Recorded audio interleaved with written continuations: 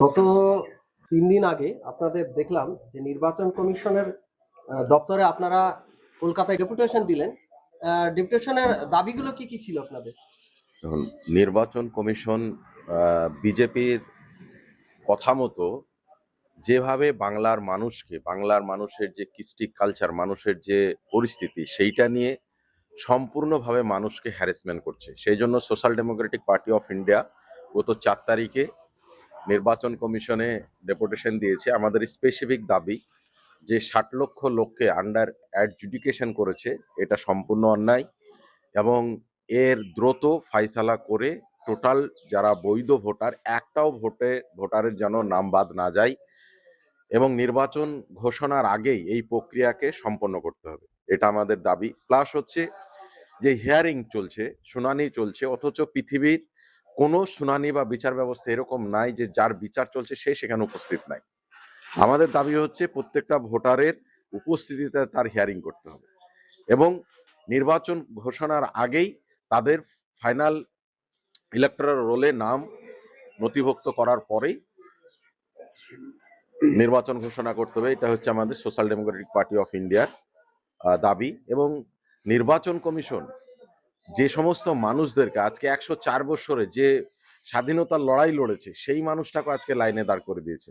মানুষ হসপিটালে আছে, নাকে পাইপ নিয়ে অক্সিজেন নিয়ে আজকে মানুষ রাস্তায় চলে যাচ্ছে।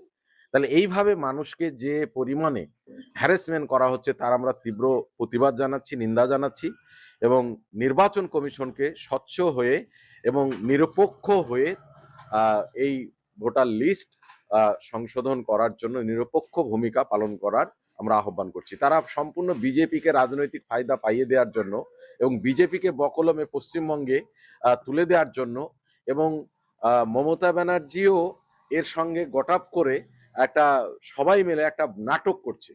আজকে মমতা ব্যানার্জি জানেন যে গতকালকে আপনার ধর্নায় বসেছে। কেন? এসআইআর যখন শুরু হয় তখন তো তিনি ধর্নায় বসতে পারতেন এবং লাস্টে সুপ্রিম কোর্টে গেলেন। সেটা এসআইআর এর শুরুর দিকে তিনি বলেছিলেন যে আমি বেঁচে থাকতে এসআইআর হতে দিব না। সবটা একটা মানুষকে বিপদের মুখে ফেলে দিয়ে আজকে তিনি ইলেকশনে ভোট পাওয়ার রাজনীতি করছেন। Social Democratic party of India শুধুমাত্র ভোট পাওয়ার রাজনীতি করে না, ক্ষমতার সঙ্গে সঙ্গে মানুষের ন্যায় বিচার, মানুষের সমান অধিকার এবং মানুষ যেন এখানে মাথা উঁচু করে সাংবিধানিক যে মৌলিক অধিকার তা নিয়ে যেন বেঁচে থাকে, তার জন্য বরাবরই লড়াই করে আসছে।